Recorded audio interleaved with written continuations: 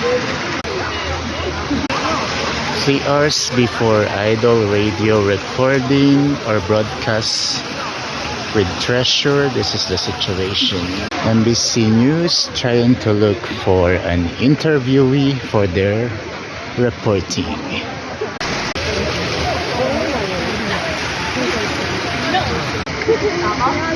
At ito na nga ang Treasure. Grabe, punong-puno. Here they go.